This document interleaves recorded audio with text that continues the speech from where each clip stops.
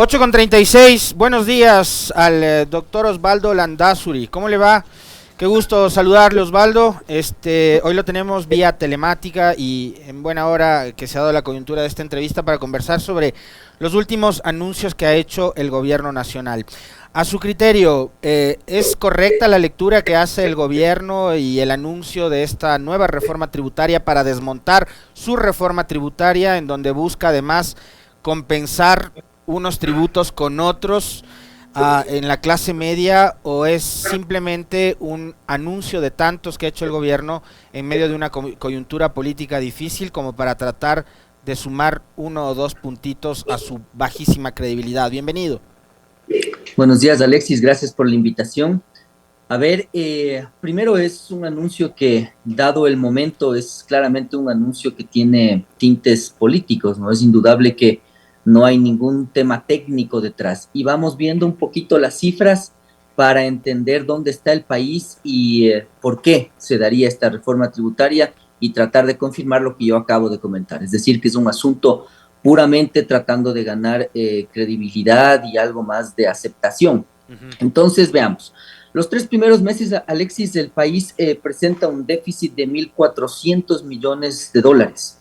Se está viendo ya un problema de, ¿cuál es la palabra? De desaceleración, creo yo, de la captación de tributos. Está viéndose un problema ya con lo que tiene que ver con los créditos bancarios, es decir, el país está entrando en una etapa que es bastante complicada de enfriamiento económico, y eso yo, recordará, lo venía anunciando ya desde hace algunos meses, y se ha cumplido exactamente lo que veníamos anunciando. Entonces, bajo esta premisa, ahora se plantea una reforma tributaria. En principio, la reforma tributaria, claro, es un asunto que a la mayoría de gente que estamos pagando tributos, recuerde que yo decía, los pocos mensos que pagamos tributos en este país, pues es algo bueno. Es decir, en resumen, le vuelven a lo que habíamos criticado, que el expresidente Correa había dejado hecho. Me parece que era una de las buenas cosas que se hizo, y era la deducción de gastos, porque eso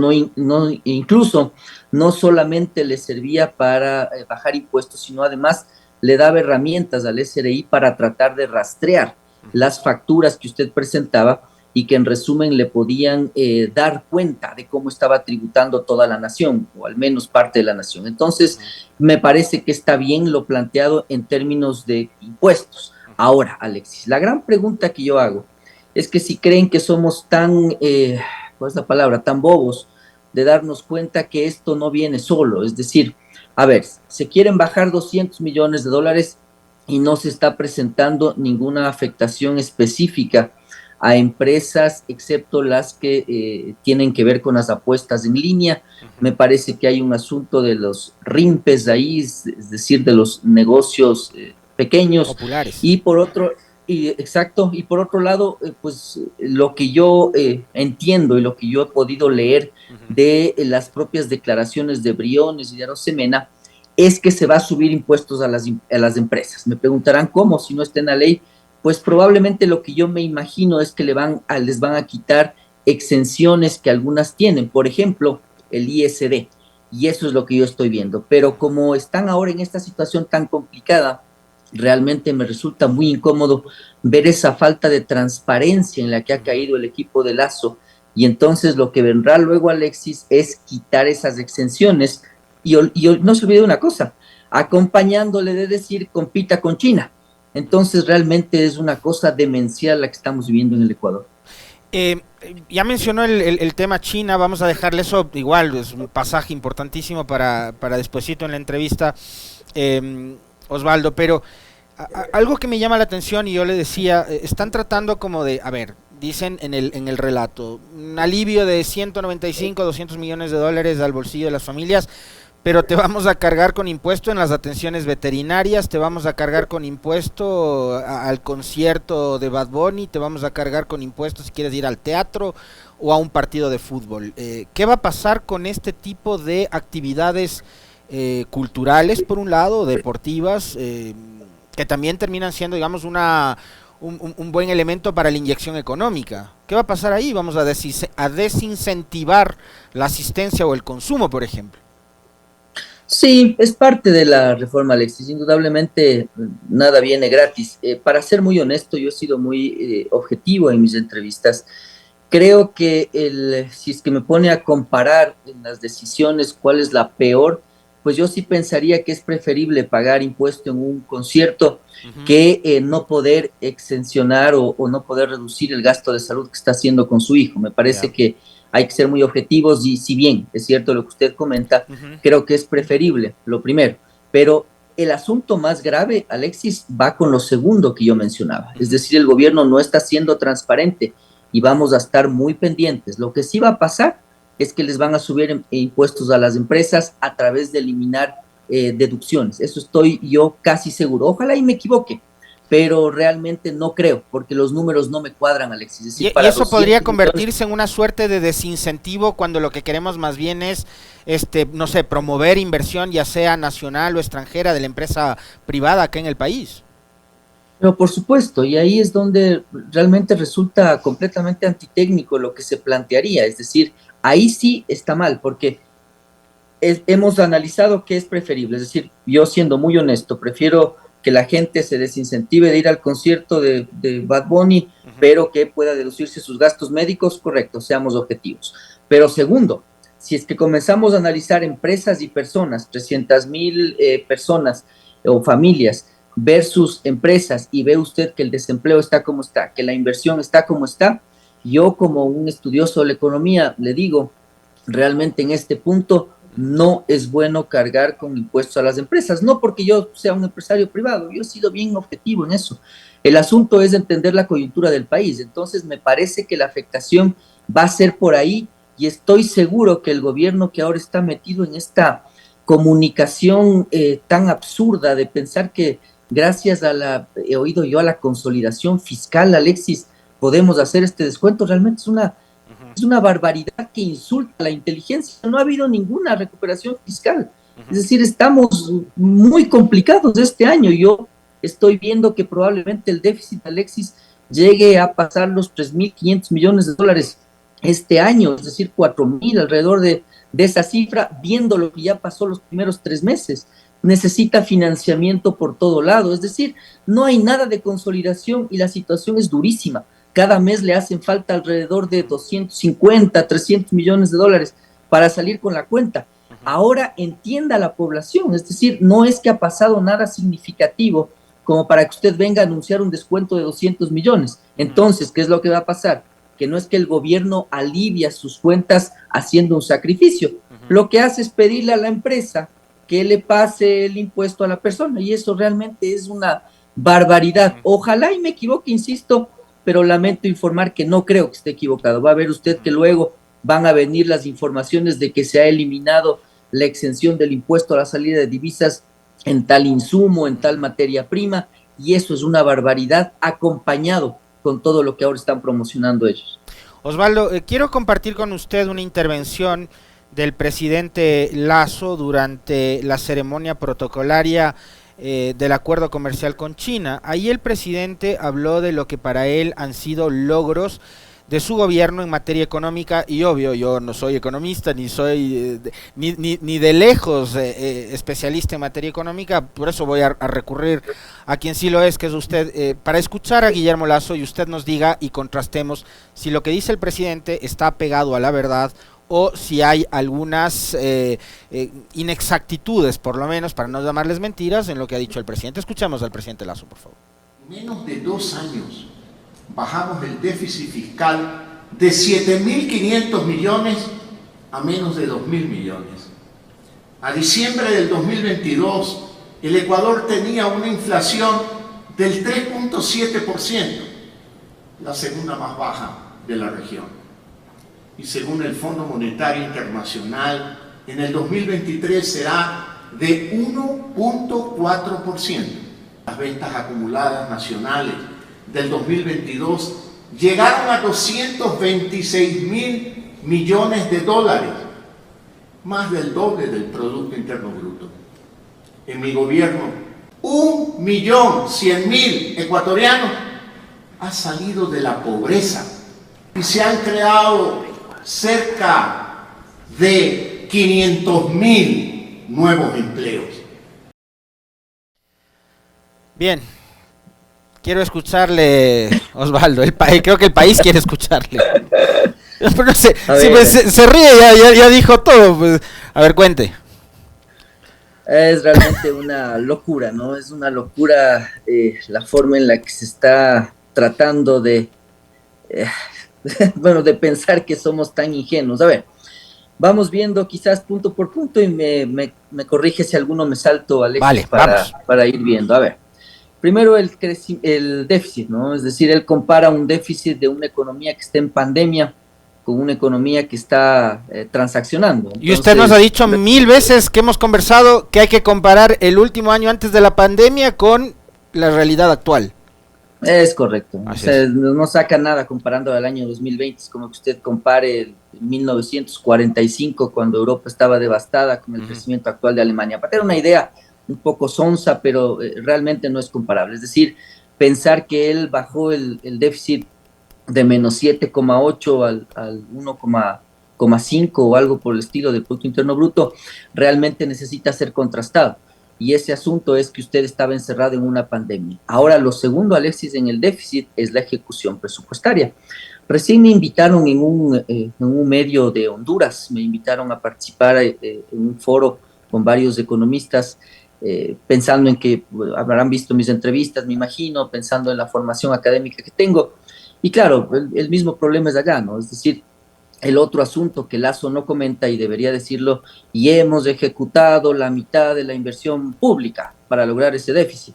Es decir, realmente hay muy poco que halagar en aquello. Es decir, el déficit tiene esos dos componentes, rebote de pandemia y que usted le tira abajo a la inversión pública. Realmente no es ningún mérito aquello. Sería un mérito interesante pensar en que el Estado haya sido más eficiente, Alexis, porque no confundamos una cosa. Yo he sido de los que he dicho que el Estado tiene que ser eficiente, y yo le he respondido a usted algunas preguntas, no pensando en despedir gente a mansalva ni nada por el estilo, pero pensando en que hay que medir. Por Dios, tenemos que medir, tenemos que saber que somos eficientes en un hospital, que somos eficientes en una empresa pública, que realmente Petroecuador tiene la nómina suficiente, que está haciendo que retribuya los impuestos de los ecuatorianos. Primer tema, el déficit necesita ser contrastado con esos dos asuntos. Segundo, los empleos que ha creado. Pues los empleos que ha creado deben contrastarse con la situación anterior a la pandemia, por Dios. Es decir, si usted pierde, y yo lo anuncié, y hice un cálculo que era muy simple, muy fácil de entender. Yo decía, si usted va a decrecer más o menos 8%, multiplique ese 8% por la población económicamente activa, y le iba a salir lo que iba a perder de empleo. Y mire que resultó bien interesante el cálculo que yo hice, y le atiné bien de cerca. Usted perdió unos 600,000 empleos o algo por el estilo. Entonces, si bien se recuperan los empleos, lo que sucede es que usted está todavía 230,000 abajo de lo que tenía antes. Es decir, es una situación que no puede compararse con haber dicho en un año he creado tantos empleos. Lo que hay que decir es, en comparación al mismo mes de tal año que hace sentido compararse, pues estamos de esta manera. Segundo tema. El tercer tema, no me acuerdo más de qué más hablaba, pero la inflación. La inflación es el otro asunto. Sí. Pues ahí tiene que agradecerle a la Reserva Federal, pues no al dólar. No al dólar. Es indudable que lo que sucede es que el dólar ha estabilizado esa situación. Ahora, siendo muy objetivos, si es que uno calienta demasiado la economía, como pasó en algunos años del gobierno del expresidente Correa, por ejemplo, claro, puede generar inflación. Pero ese no es el caso ecuatoriano. El caso ecuatoriano ahora es que, en resumen, usted lo que tiene al final del día es una moneda dura. Por otro lado, una subejecución presupuestaria en todo lado, es decir, poca plata que entra a la economía. Indudablemente iba a tener inflación baja, no hay ningún mérito de política monetaria, porque la inflación es política monetaria fundamentalmente, Alexis. Y entonces, claro, ahí lo que tiene que hacer es agradecer al dólar. Entonces, en realidad, durante este gobierno no ha pasado nada estructural. Eso hay que estar bien claros en los ecuatorianos para poder también entender las decisiones. Es decir, si no ha pasado nada estructural, entonces el por qué estamos tomando esas decisiones. Y ahora sí, claro, es muy riesgoso tomar este tipo de, perdón la redundancia, decisiones sin cambios estructurales detrás. ¿Por qué, Alexis? Porque usted lo que va a ocasionar es un cortocircuito en la economía que puede ser de resultados impredecibles. No sé si me faltó algún otro punto que él mencionó. Generación de empleo, dice generación de empleo, al menos 500.000 plazas y 1.100.000 ecuatorianos han salido de la pobreza. Correcto, la pobreza. Bueno, ahí siendo sinceros y honestos, fue el Fondo Monetario el que le obligó al gobierno de Moreno, recordará usted, a aumentar los bonos que se pagan a la gente de menos recursos. No sé si recuerda ustedes, el Fondo Monetario les dijo, te presto, pero con esta condición, una cosa bien interesante, contrastando el fondo del año 2020 con el fondo de 1990. Pero lo que sí se ha visto, Alexis, es que más personas han recibido ayuda social y es por eso que se ha mitigado en cierta medida los indicadores de pobreza del país. Entonces, fue el Fondo Monetario el que le obligó al gobierno a aumentar la base de pago de beneficios sociales de algunas personas. Entonces, realmente todas esas realidades deben ser contrastadas para poder entender qué es lo que estamos viviendo ahora como país. Pero si más personas reciben asistencia por parte del Estado, significa que necesitan esa asistencia. Quiere decir que no es que han salido de la pobreza, más bien es que están en condiciones de no cubrir con sus gastos, por lo menos de los más elementales. Claro, lo que sucede es que usted la pobreza la analiza por el lado del ingreso, ¿no? Y tiene la pobreza extrema y la multidimensional, es decir, una serie de indicadores. Pero al final del día, claro, Alexis, el número duro es que usted tiene tanta gente que recibe al menos tantos dólares y entonces calcula por el lado del bono.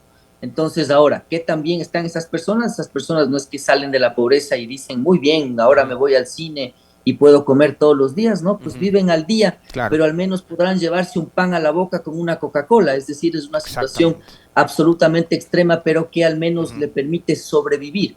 Entonces, todo eso, insisto yo, debe ser contrastado. Yo quisiera un estadista serio que le diga al país, hemos hecho tal cosa, pero falta esto por hacer, tenemos que hacer estos cambios, tenemos que hacer estos arreglos para poder avanzar como nación, pero realmente, insisto, esto ya es un asunto de locos que yo pocas veces lo he visto en la historia de la nación. Y podríamos, digamos, incrementar al análisis, Osvaldo, y el contraste, el enorme número de ecuatorianos que, por ejemplo, están migrando. Claro, o sea, digo, si el país es la maravilla que nos pinta Lazo, no entiendo por qué son cada vez más las familias, ni siquiera ya es una migración individual, sino es en combo, son familias que intentan salir del país.